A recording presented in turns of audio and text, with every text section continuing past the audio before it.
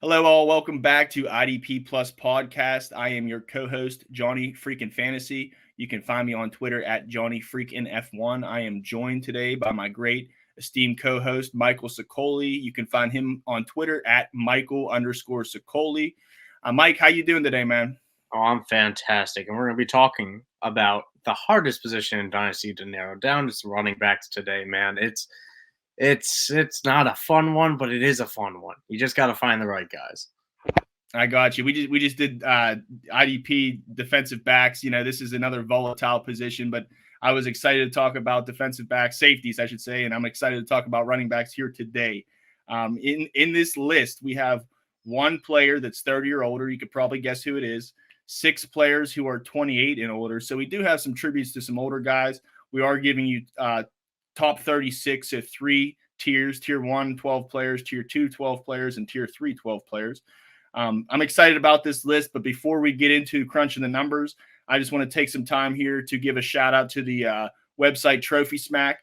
If you are looking for a trophy for a corporate event, for your fantasy football league, fantasy baseball coming up, go to trophysmack.com. When you buy a trophy or a belt from Trophy Smack and you use the promo code IDP guys, you get a free ring with that belt or trophy purchase.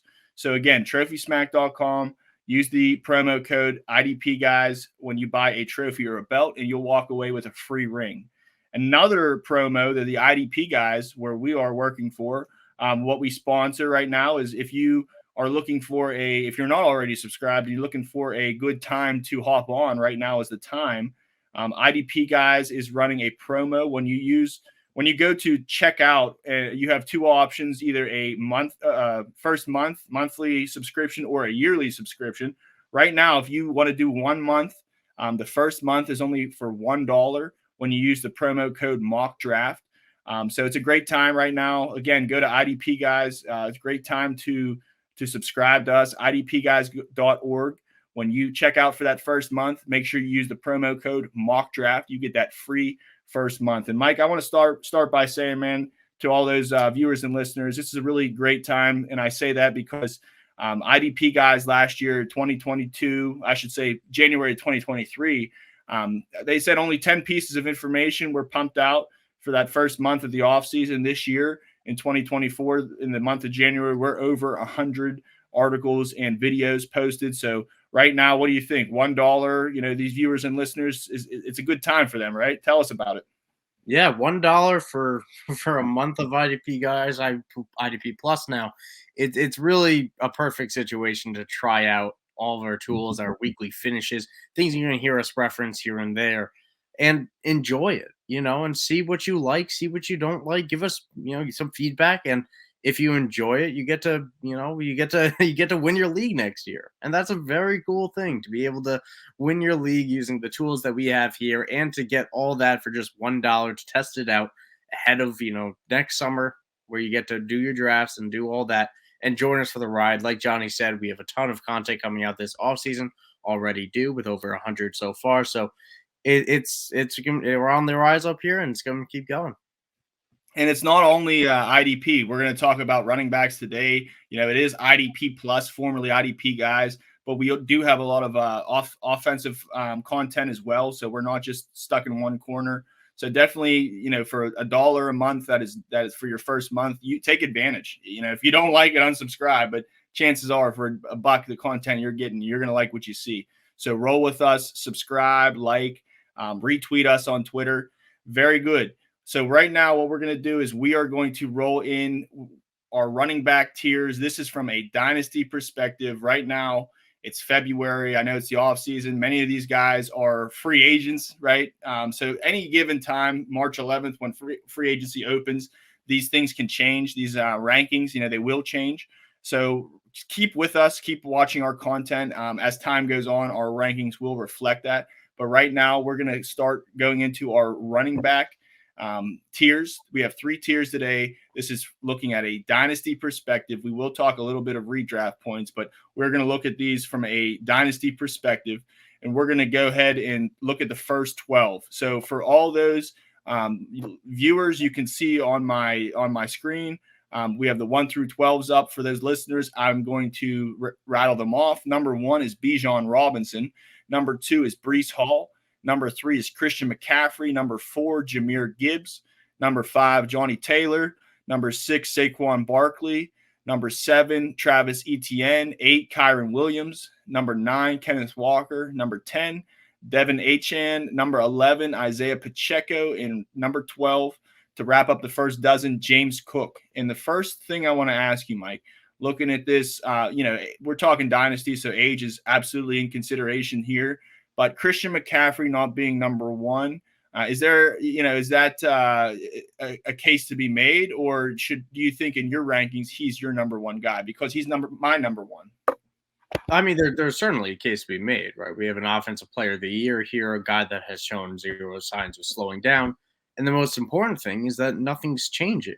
He will be back in San Francisco. He will have Kyle Shanahan. He will have a great offensive line and a very similar offensive system.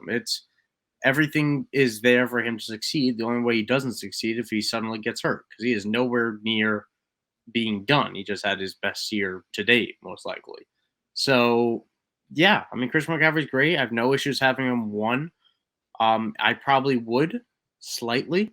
I think we're overthinking it by not having him there, but I have no issues putting Bijan or Breece there. I think they're both fantastic young prospects that very rarely would I take a second contract guy over a first contract guy. So there's certainly the case to be made either way. I probably still lean Christian McCaffrey slightly, but Bijan's right up there. I have all the faith in him.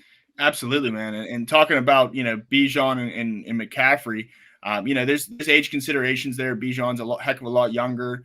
We're excited to see what Raheem Morris brings to the Falcons. Hopefully he can make good on it. I think one point that goes in Bijan Robinson's favor is like we kind of got rubbed the wrong way, bad taste in our mouth with how the touches were distributed there. Tyler Algier, he's on this list deep down there, but he was also somebody to take some opportunity away from Bijan Robinson. I think, though, new coach comes in, they look at last year, things didn't work out really for Atlanta. I'd like to think that they give this guy even more carries. Do you agree with that? Yeah, I mean, they have to. And if you look at the offensive coordinator they brought in Zach Robinson. That was, the second most acclaimed offensive person out there outside of, Ben Johnson with Detroit. People wanted Zach Robinson to be a head coach. People just like they wanted Dave Canales, and how some people wanted Bobby Slowick to be in Houston. So it's a great fit. You have a great change coming in. It's not Arthur Smith, and there's no way that Bijan Robinson doesn't double his carry count, in my opinion. And that's going to be significant. I agree with that, man. I think, this is, if you looked at the finishes of last year, Bijan Robinson wasn't a number 1, but like I said before, man, you can't always look in the rear view. You have to go on hunches, right? That's how you end up in the winner circle in fantasy. You kind of have to go not only based off time, but also what do you think is going to happen, right?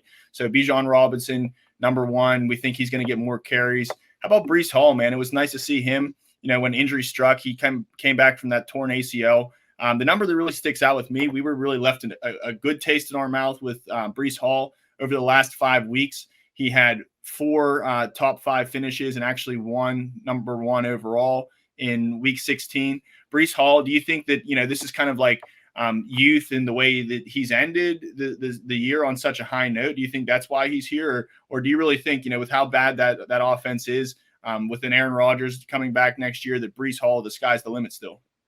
I mean, he's great. He's a top 5 talent at the position, most likely top 10 at worst.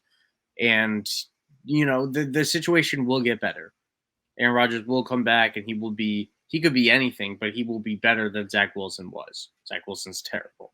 The offensive line can't be much worse than it was this past year. It was historically bad. They're going to emphasize fixing at that this offseason. And he'll be another year removed from an ACL tear. There's a lot of reasons why Breece Hall is going to be great. And even if the first 2 don't happen, even if Aaron Rodgers is done, or even if the offensive line isn't much better, Breece Hall will still be great because he did this coming a year off an ACL tear. So I'm no issues putting him as an RB1 or as the RB1. So perfectly fine having that too.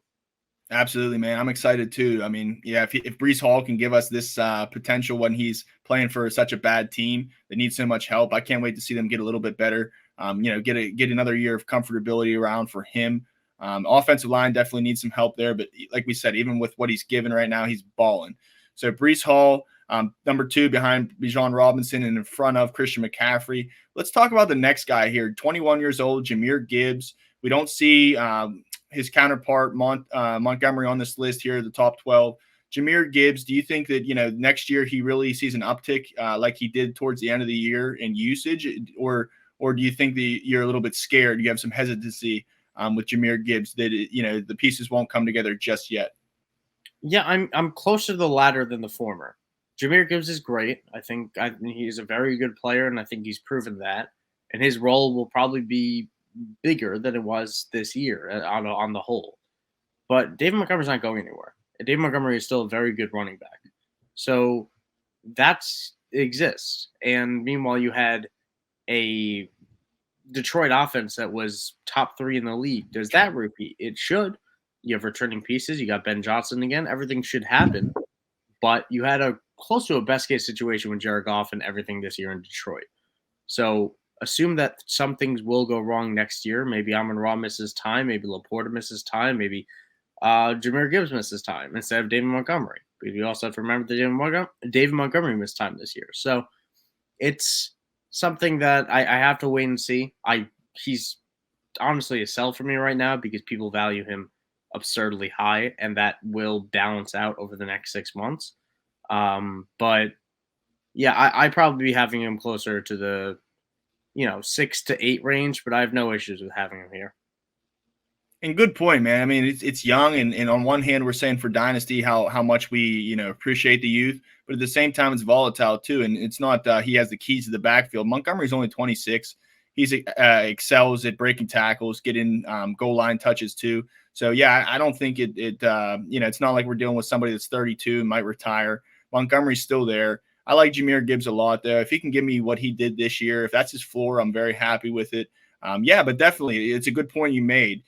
Anytime you have a player with this much, this much potential, and the player that he is, if you can get King's ransom for him, you don't have to ride with him for the next 10 years. If someone's going to give you the King's ransom right now, if they're going to give you McCaffrey and something else decent too, take it, right? My rule of thumb with any dynasty running back is to take a King's ransom if it's available. I don't care if it's Christian McCaffrey, if it's Bijan Robinson, Brees Hall. If I can get more than I perceive to be value for a running back, I always take that deal, almost independent of my team's needs or circumstances, unless I'm literally in week 9 contending. It's a tough position because if Jahmyr Gibbs got hurt, running backs get sketchy. He has a lot more flexibility than others because he's so young. He's entering his second year. But if Brees Hall got hurt next year, he's injury prone. And that really makes it hard to sell, even if he's not. Christian McCaffrey, same thing. Except then you add the age risk to it. If Kenneth Walker on this list missed time and Zach Charbonnet looked good, does Kenneth Walker still have his job? That narrative will come up. It's so easy to replace running backs in the NFL nowadays, and easy in the sense that teams think it's easy, so they do it. I'm always willing to get out if I can get more. I agree with you, man. And when we look at guys, it's important. Running back position is very important. If you have a guy like Bijan Robinson, Hall, McCaffrey, you're very happy with it, right? And they're providing big numbers, weekly top 5 finishes. But at the same time, there's value to be had later in this list, guys we haven't got to yet. I'm sure Tyjae Spears is one of them. Even Algier, Bijan's running mate there in Atlanta. Those guys, if you kind of patchwork, that running back position together. Not saying it's not important, but at the same time, today's day, guys aren't getting 30 carries, like it was 10 years ago. They do spread the love around. We've seen like Devin Achane and Raheem Mostert, who isn't on this list. That even those guys can provide value, being a 2-headed monster. So yeah, definitely something to consider. And that might be a tribute to Jahmyr Gibbs. You can still excel with 2 running backs being there, right? So not always a bad problem to have is you limit the touches, less injuries, less wear and tear. Sometimes it's for the better, right? Now we're going to move into to number 6, Saquon Barkley. But before we do, I just want to say Jonathan Taylor in number 5. I think well deserved for him. It's not too high, not too low. He got that money, he got that bag. He had a nice year. Not too worried about Zach Moss. Looks like he has interest to stay around, but Jonathan Taylor, solid play there. Only 25 years old. Looks like he's in the prime of his career. I expect him to have some couple more good years coming up. Saquon Barkley, an impending free agent. To me, I mean, I look at the guy, he's 27 years old. So is McCaffrey, right? But for me, I don't know if it's a optical illusion, but this guy to me has a lot of wear and tear on his body. I don't know that, you'd like to think that New York brings him back, but is that really the most fruitful fantasy landing spot? I mean, Saquon Barkley at number 6 at 27 years old. What do you think about that, Mike? Yeah, I mean, I will say that he turned 27 last week pretty much, and Christian McCaffrey turns 28 over the summer, so it is a little bit different, but not much. I understand that it's still in that range, right? Once you hit that 27 age mark, it really does feel quite different for these guys. And Saquon Barkley, it's not a mirage. We've had injuries. We've had a lot of injuries deal with him, and a lot of bad quarterback play in New York, and we have no idea what's going to happen to him. He's one of the most up in the air fantasy names right now in all of fantasy football, offense or defense. So nobody knows. Is he going to go back to New York? Is he going to explore the market? Is he going to get overpaid? Is he going to get underpaid? Does he take a proof? We just don't know.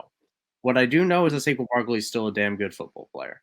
So I'm going to be closer to a buy. I love having him at 6 here because I think that's fair. I think that's where it should be, and I think the public consensus will have him a little bit lower than that. So I might be going after Saquon as a lottery ticket type of thing if I'm willing to buy a running back, which I'm not often. I don't do it often, but I've loved Saquon for a long time. So I do believe that he can hit, an RB. He's one of those guys that has an RB1 overall ceiling. He does still have that. Not everyone has that. Absolutely. And I just want to say while we're right here, last year, a guy that a lot of people talked about when we're especially in Dynasty was Eric Gray. Right now it's looking like Saquon Barkley is going to come back for whatever, franchise tag or get a deal there, 1-year deal at least. But if he doesn't, if Eric Gray is not owned in your league, not saying, he's going to come in and be Saquon Barkley, but maybe somebody who got overlooked, somebody who got dropped. He had injuries of himself, but really didn't get a chance that first year. So really keep up with the Saquon Barkley news, and it's all likelihood he does come back. But at the same time, if he doesn't for whatever reason, Eric Gray may be somebody you want to pounce on before somebody else gets that news. But moving on to number 7, Travis Etienne, somebody who at the beginning of his career, maybe I heard like, oh, this guy is injuries. Are they going to get the best of him? Well, the last 2 years he played in all the games, went over 1,000 yards rushing both years. Had 11 touchdowns this year, had a couple really big games, 58 catches for 476 yards and a touchdown, receiving too. Travis Etienne, I think this is a good spot for him, but do you think there are even better days ahead, or are you scared that like a Tank Bigsby might show up next year or something? What do you think on this guy, Etienne? I'm not a big Bigsby guy, and I do like Travis Etienne. I am very excited for what the future is for him. This offensive line was so putrid on the interior. It was so unbelievably bad. Like, I'll hit you with the stat here. He was right along the same lines of Tennessee's terrible line and Minnesota's shaky rushing attack, and Joshua Kelly and Saquon Barkley in yards before contact per attempt. Same company as all those really, really poor rushing offenses. So he was top 10 as well in yards before contact, just in general. So there's just in the opposite sense, sorry, but it's just not what I think the line will get better. I think the line has to get better. I think he made the most of what he could. And I think the interior, the center, the guards, those all have to be upheld. And I think they're going to do that this offseason. And how about moving into the next guy with Kyren Williams, man? I mean, we are talking dynasty, and, all these running backs have a little bit of volatility with age. Things can change from year to year. Kyren Williams, even though he had some injuries his first year, a little undersized, do you think that he can repeat what he has done this year? In dynasty, are you really looking at next year, or are you looking at the next 3 with him? I have no idea what to do with him, man. I did not like him as a prospect. Did not whatsoever. Didn't think he was that athletic. I didn't think he did anything special. I didn't think he could find holes well enough. And this year was a big contradiction to everything I thought of him. I'm still skeptical. I want to point out that we have 1-year wonders all the time at running backs. We had Damian Pierce, James Robinson, though partially due to injury. We have all these guys that are day 3 names that fade off. It happens every single year and multiple names at that. So I'm not buying in yet. I'm not willing to pay this RB1 price, but I'm not going to fake a reason and say that I have a good reason to doubt him at this point, other than just historical trends of someone from his situation. Because he played very well last year. I don't really have. I think the line played very well, and I think that certainly helped too. But I'm not going to take away from what he did. He has to be an outlier, and I just never love paying up for guys that have to be outliers. Sure. And you talk about history, and I'm somebody who looks back and says, like, man, this team has never had a good running back or a good, for the last 10 years. And when we look at Kyron Williams, man, he playing for that blue and gold, and 2 of his former people in front of him, right? I mean, it wasn't necessarily teammates with Zach Stacy, but Zach Stacy was a more than one hit wonder there. Then we had Cam Akers, had one good year, and then people were overdrafting him, and we saw that. So at the same time, I want to say, like, that might be a Rams thing, but for me, they do bring. It looks like Stafford's going to play one more year. I am sure on him. Like, I think if number 8 is where he's going, it's fine for next year. I think if he falls down, if someone's picking like a James Cook, Pacheco, and Rashad White ahead of him, I think that's a good fallback. Like, you're getting him if you got him at 10 to 12. I think that's a really good price tag. Because this guy's usage was through the roof, and people were just waiting for him to crash, and it just didn't happen. And coming out of Notre Dame, really liked him in college, and it was a little bit undersized, but once he had that bad year, and I honestly forgot about him, but yeah, definitely won't forget about him next year. So with Matt Stafford looking to return, I think things kind of stay the way they are for at least one more year. If Kyron Williams, I wouldn't say jump at him for number 5, but if he falls down to that 10 through 12 range, I think that's a right place to pick him. What do you think, Mike?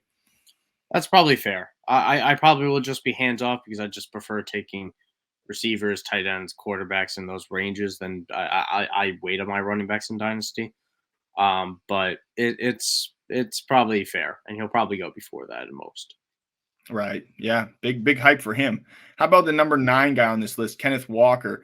Do you think this is the year? I mean, we're talking about a guy who's 23 years old. Is this the year that Charbonnet takes over? Does Charbonnet take over? I mean, Kenneth Walker, a lot of factors here, but what we do know is him and Charbonnet will be back next year. What do you got of this split backfield? It's again kind of difficult to tell because we have a new head coach coming in for the first time in 2 decades for Seattle. Not 2 decades, but just over 1. And on top of that, we have a coordinator that I believe has never called plays in the NFL before. So we don't know. I don't know how the split's going to happen. All I do know is that Kenneth Walker is a very good player. I think Zach Charbonnet is a good player, but we haven't really seen enough to confirm that. So I think Kenneth Walker is very undervalued in Dynasty right now. Yes, he isn't that great on third downs. I don't think that's going to change too much. It's the same way in college.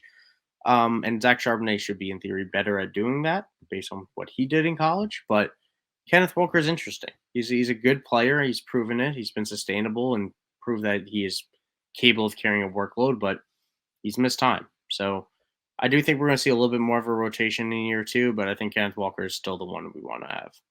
And one thing for his prospect, I want to say, when he did get hurt and Charbonnet kind of got that chance to step up and be the guy, it's not like, he blew him out of the water and Seattle can say, hey, yeah, exactly. Charbonnet got hurt, right? So, I think right now, Kenneth Walker at number 9, fair. He's a walking bomb anytime he gets the ball. Until Charbonnet really, gets more work or supplants him, I just need to see it happen. But Kenneth Walker, to me, is a safe bet here. He's a great running back, still young. So I like him a lot, especially when we talk about the next year or two. Now, how about moving into number 10, 11, and 12 here? We got Achane, Pacheco, and Cook. Do you believe in these 3 guys being this high? I mean, if you had to pick one, who are you really banking on out of these 3, 10 through 12? It's funny because I was I loved Achane as a prospect, but it was the same similarity to what I was saying before about Kyron Williams. Not that they're similar because they're undersized, they're not. Their play styles are very different. But Achane has to be an outlier. He has to be because he is so undersized, and we haven't seen anyone his size be, a top RB1 for fantasy like he showed he was at times. And I think we're going to continue to have those durability concerns. He's a smaller guy. It's just a scientific thing that smaller guys can typically take hard or don't take harder hits as well, and they can miss some time. And we've seen that with Von Chan already. So I do worry about that being a reoccurring problem, and that's not something I want when I'm paying the price I need to pay to get Achan. Um, and James Cook is such a weird player, but I'll probably take Pacheco. Ironically, it's probably the one I was the lowest on of all three of these guys coming into the year. Although I wasn't that high on James Cook either. But he does seem. I'll change it. I'll take James Cook. I like him with this offensive coordinator. This offensive coordinator is the fit for him. So, just I'll take the pass catcher, but I have very conflicting remarks about all three of these guys. To me, these three are a different tier than the 9 ahead of them. I feel that, man. I like Pacheco and Cook a lot, and I think Achan's very volatile. He might have a week where he gets you 25 points, but at the same time, we talked about those two-headed monsters, right? He had Mostert there. Mostert probably plays, with them another year. Maybe the touches increase for Achan, but at the same time, sometimes it's not a blessing to get more snaps. He has a role there, catching the ball, making explosive plays. He doesn't have to tote the rock every play. Maybe that helps him. A lot of people are saying, what can he do with more? Sometimes more touches isn't always better, especially when we talk about an undersized guy, right? So that's as much as it's more chances to get fantasy points in yards, it's also more chances to get hurt too. So keep that in mind. But I like Pacheco and Cook to be the safer plays. I think Achan might have the week-to-week higher upside, but this is our top 12. Really great list here. Can't really say much wrong about any of these players unless, something drastic happens, unless Charbonnet really turns it up. But this is pretty safe here, I think, for the top 12. And we see some young guys paid youth homage here. Guys like Achan, Walker, Kyron. These aren't old heads by any means. So definitely still room to grow for some of these guys. Moving into our 13 through 24 list, maybe you can make a case some of these people in this running backs in this list could go up or down. But with 13, we have Tony Pollard, 14, Austin Eckler, 15, Rashad White, 16, Javonte Williams, 17, Tajay Spears, 18, Joe Mixon, 19, Josh Jacobs, 20, DeAndre Swift, 21, Najee Harris, 22, Ramondre Stevenson, 23, Brian Robinson, and 24, Zach Charbonnet. Any names here you think that could have pushed for tier 1 status, Mike? See, now, it's for me, it's probably, Josh Jacobs, Rashad White would probably push for it, but we don't know if Josh Jacobs comes back. Rashad White, we've only seen in small spurts at times. But this whole tier is so similar. This whole tier has the same exact. This is a perfect tier to me of. Excuse me. We have a lot of question marks about each of these guys. Tony Pollard was not what I or anybody wanted him to be last year. Austin Eckler is old and did not look great. Javonte Williams hasn't looked himself since the injury, and maybe a year removed helps, but who knows? Tajay Spears, they'll add a running back in Tennessee undoubtedly because he's again one of those players like you were saying that is better with less touches. Joe Mixon is now entering his 29,000th year as a bell cow in Cincinnati, and we keep on waiting for it to move on. But will it? Who knows? Josh Jacobs, free agent. DeAndre Swift, free agent. Najee Harris, terrible until December. Ramondre Stevenson is coming off an injury, and now we have a lot of question marks about how New England's going to be running. I like him as a value at 22. Brian Robinson, bad but workhorse, and Zach Charbonnet, backup. So all these guys have such significant question marks that this is what I would call a dead zone. This is where I pass on all these running backs for my wide receivers, my tight ends, and so forth. And I let others take their dart throws at guys with a very high risk rate, in my opinion, at significant cost still. So there's not a ton I'm interested here, despite me being a big Tajay Spear fan, and I like Ramondre and I like Jacobs. this whole tier costs too much for me to take the risk. Would you say there's any safe plays here? Any safe picks if somebody's No, maybe going to start up a dynasty? I don't think so. Maybe Stevenson would be the closest one if you get 1 year and then you see what free agency leads. But each of these guys, you can make a case that they're not the guys next year. Tony Pollard really wasn't disappointing, and he has free agency as well. I didn't mention that. Eckler was terrible. Maybe it was the injury, maybe it wasn't. Maybe it was the fact that he's turning 30. Rashad White, we have a new offensive coordinator coming in. Like I said, I could go through this whole list again and give another list of red flags for each of them. So I don't think any of them are safe. And that's why you still have to pay, third through sixth round draft capital to get these guys. That's significant startup value. And that's just not something I'm willing to pay when I can instead take I'm trying to think about what receivers go in this range, but if I'm choosing between a free agent Marquise Brown and Najee Harris, I'm taking Marquise Brown, and pretty comfortably at that. Yeah, I think so too, man. Jalen Warren's still there in Pittsburgh. Najee, he didn't kill it himself.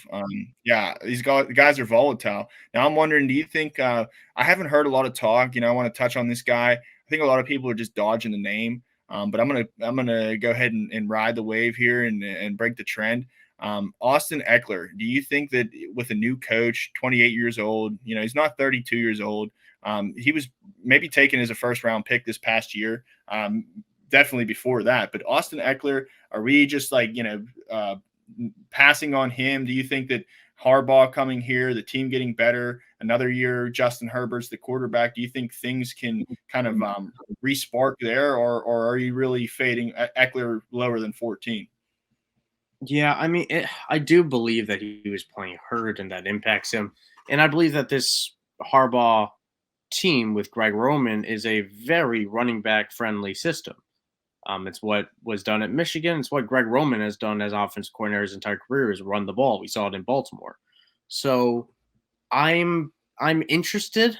I'll send a speculative offer out there because his cost will be low, but I don't think it'll be low enough that I think owners are going to be willing to die on the hill of just writing it out, and hopefully the value gets higher. And at that point, I'm not going to pay up for him because he was flat out bad this year. He was flat out bad this past year of just, he had 4.6 yards per touch. It's a career low. He had 3.5 yards per carry, which is a career low. When you see these red flags at this age, I get really, really concerned. I get really concerned because then he has to buck the trend. And we just don't see 29-year-olds buck the trend that often. I mean, Mostert did it, but his trend that he bucked wasn't efficiency. It was health. So, and even then he did through a touchdown. So maybe that could happen again. But it's a big question mark. And I fully expect LA has to add a running back.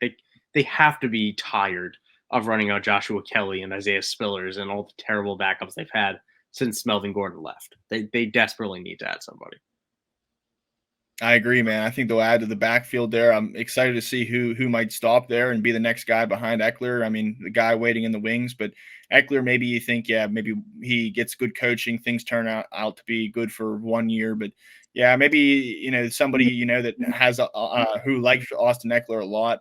You can draft him in a startup. Maybe if he sparks it up a couple of good weeks, juicy weeks, the first couple of weeks, maybe you can unload him and get some trade bait. Maybe that's the idea I'm thinking there with Eckler. Before we move into the next year, I want to go ahead, Mike. He's also a free agent. So that's the other wrinkle as well. Is what if he's not back with the Chargers? What if everything I just said about Greg Roman doesn't even matter? So it's just scary right now with this whole tier.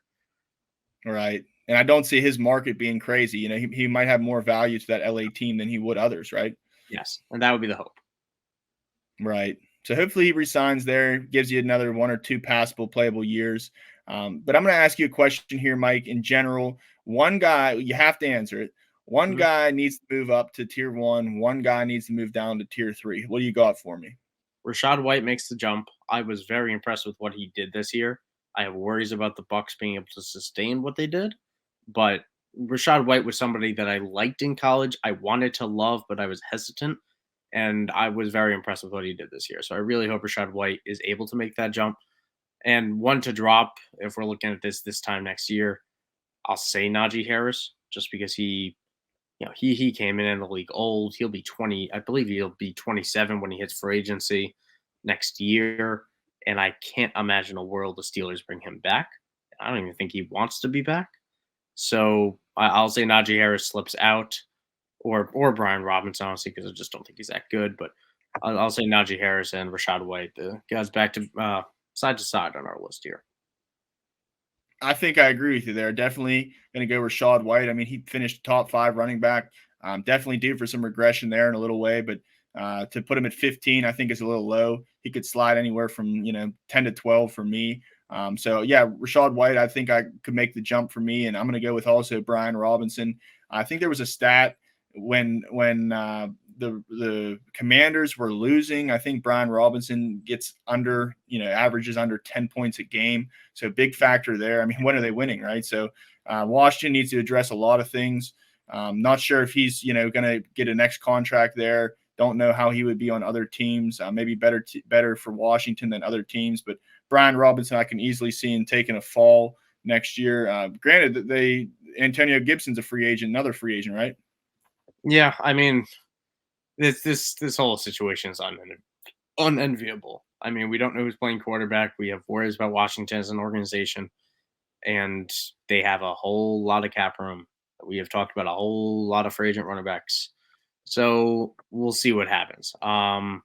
He's not good enough to lock in this job and be safe going into 2024. I think he's closer to a very, very awesome story that he's had. Because I didn't like him out of Alabama. I didn't like him as a prospect. I don't really want to change that just because he overcame quite a lot, which good for him, but you have to be realistic.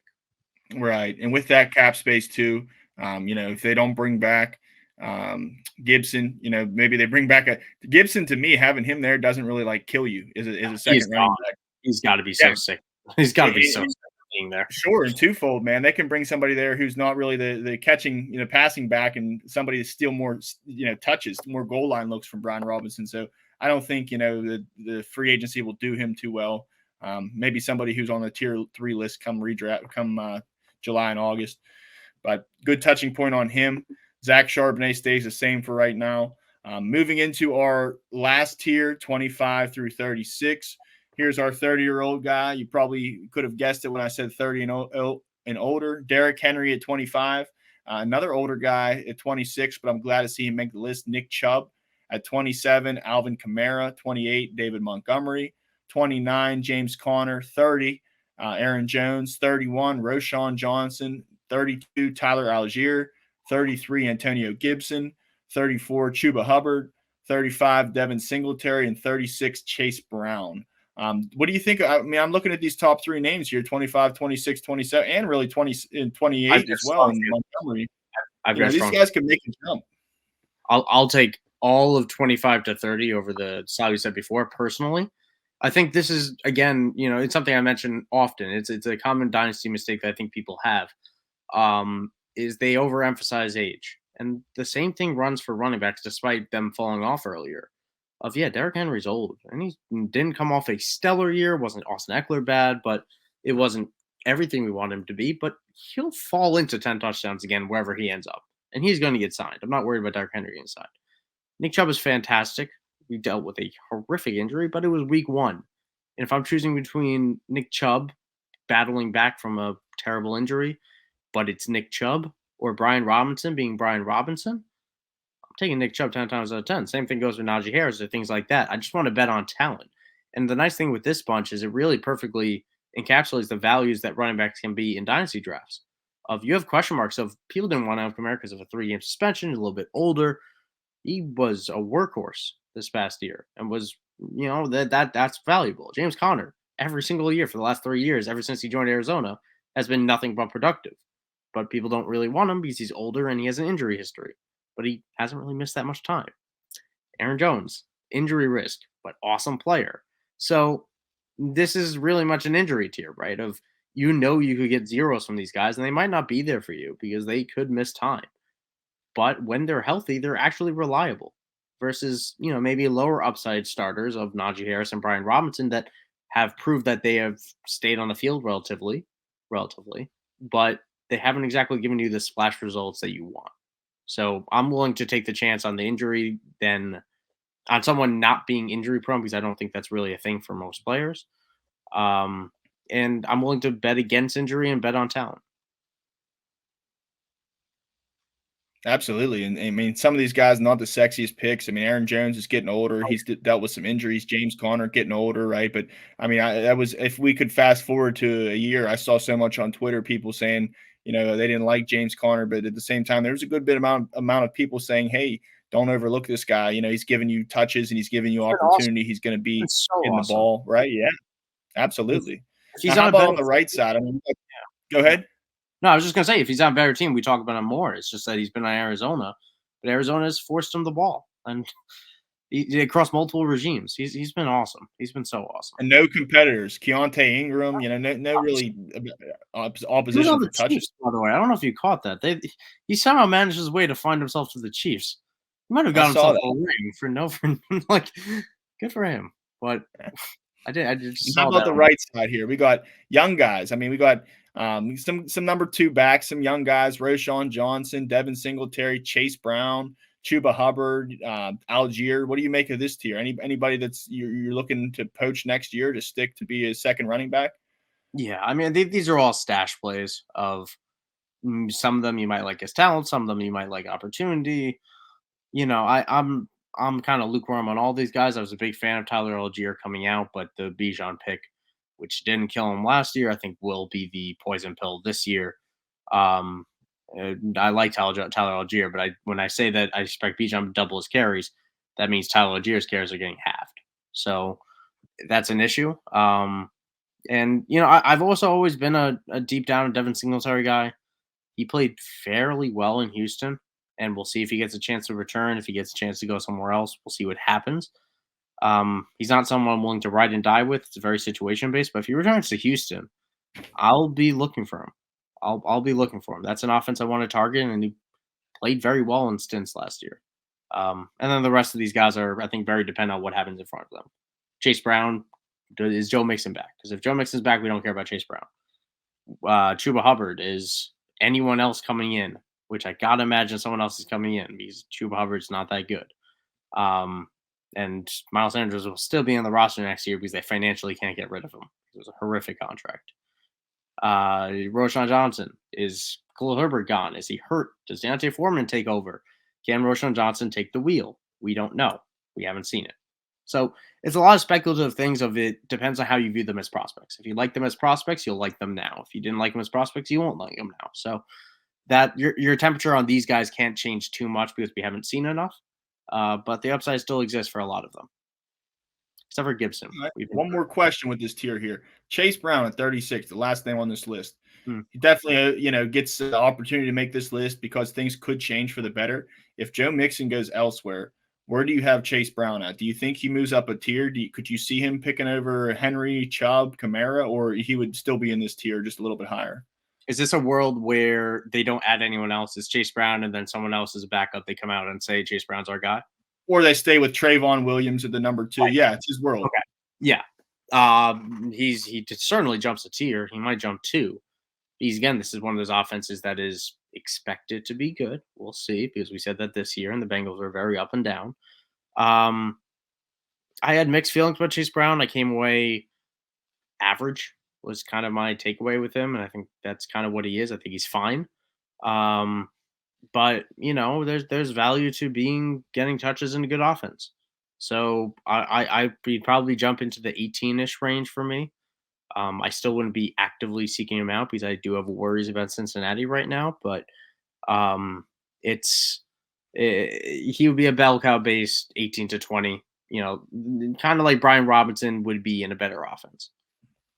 Okay, cool. I'm with that. I mean, I like his game. He's had a couple big catches later in the season. Chase Brown. I mean, Joe Mixon's been doing there. We're just waiting for him to fall off, but just doesn't seem to happen yet, man. It'd be interesting to see what happens there in Cincinnati for sure. It does feel like every year we're playing this game with Joe Mixon. I know. Yeah. Well, there was a couple guys that wraps it up for our list, but there was a couple guys we want to pay respects to that as honorable mentions, people who didn't make this list. But we talked about some guys before the podcast here. Kendry Miller, looking at number 27, Alvin Kamara. A lot of people thought that Kendry Miller in that 3-game absence for Kamara, he was really going to step up and show his value to the Saints. He really had battled injuries himself. He never really put the pieces together, but still 21 years old. What we thought of Kendry Miller last year, don't forget that, because he's somebody who can easily climb up these rankings if he gets the opportunity and, makes good on the prospect we think he is. So Kendry Miller, somebody that could push this list if things happen, fall the right way for him. Jerome Ford was left off this list, 24 years old, somebody who had a good end of the season, especially for Cleveland there. If Chubb maybe has complications with that knee, we're expecting him, of course, to be at number 26. He's back and healthy, but if he doesn't, Jerome Ford, or maybe they could kind of loosen the load off Chubb and give Ford a little bit of passing work there. So definitely somebody to keep an eye on. Keaton Mitchell from Baltimore. He had that ACL injury, probably going to miss some time beginning of next year, but only 22 years old. He was somebody who I was preaching all year. Zamir White from Las Vegas. If Josh Jacobs does venture out into the world, Zamir White proved he can hold his own, whether he's brought back or goes somewhere else. Tank Bigsby is a name, 22 years old. Mike's not too high on him, neither am I, but the draft capital was last year, and maybe he gets a chance to play second fiddle to Etienne and show he belongs a little bit more. So I wouldn't go dropping him yet. Eric Gray, who I'd mentioned before from New York, if Saquon Barkley does get moved on, Eric Gray immediately becomes valuable just because of, by default, just touches hopefully go in his sense. Maybe they do some addition there in the free agency to reinforce Barkley, or maybe they draft a running back too. And finally, somebody who I also have on a sleeper dynasty league right now, who I didn't drop, even though they didn't get much work at all this year, was Dwayne McBride from the Vikings, somebody who I thought really was going to step up this year. Alexander Madison didn't get the job done. I thought that was what was going to happen, but I thought Dwayne McBride was going to get some love. Wasn't the case, but now we have Ty Chandler involved too. You have to weigh him, but I think Dwayne McBride, there's better days ahead, and I would still consider holding on to him. So definitely some good honorable mentions here. Mike, what do you think? Do you think any of these guys should be on this list? Do you think you want to add to it any honorable mentions who you think could be on this list? Yeah, I think it's all the similar tier to these back end tier 3 guys. It's, dependent on what happens in free agency. And that's very much a similar thing with a lot of running backs, especially when you get down to the nitty gritty tiers. I'll throw out a couple names. J.K. Dobbins.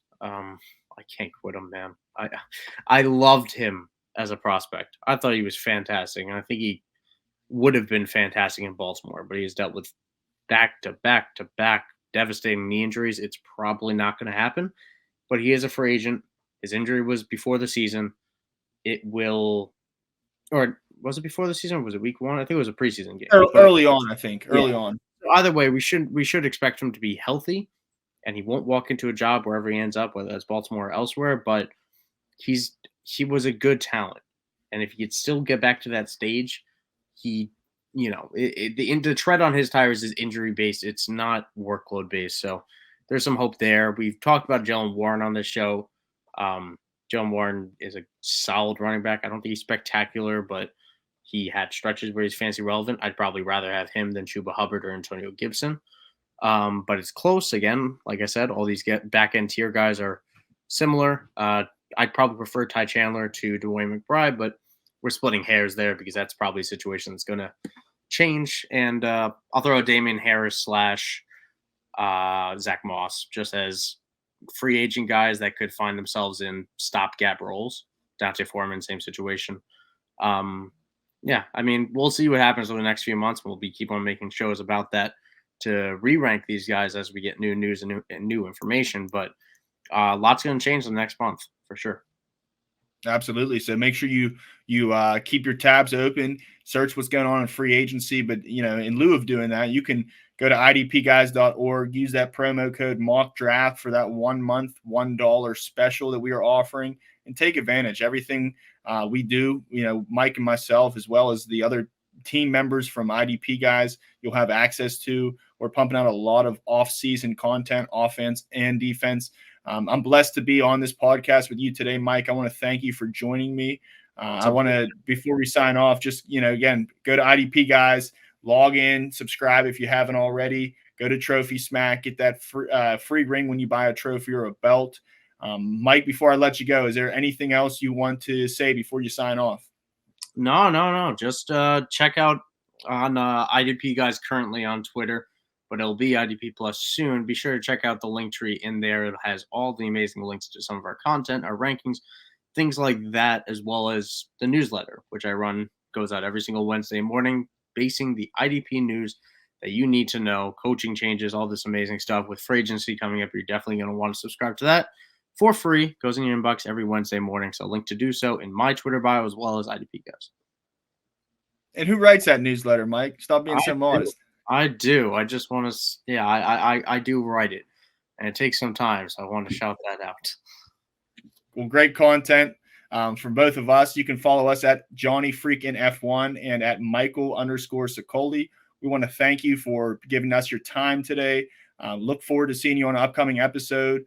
Go to IDP guys, follow us on Twitter, make good on all your promises, and good luck this offseason, but don't sleep too hard. We got a lot of work to do to get you ahead for the 2024 season. So thank you very much for viewing and listening. Bless up. Thank you for watching this IDP guys video. If you like this content and you want more fantasy football content, click here. If you enjoyed this video and you want to see more videos to help you master your IDP league, click here to subscribe.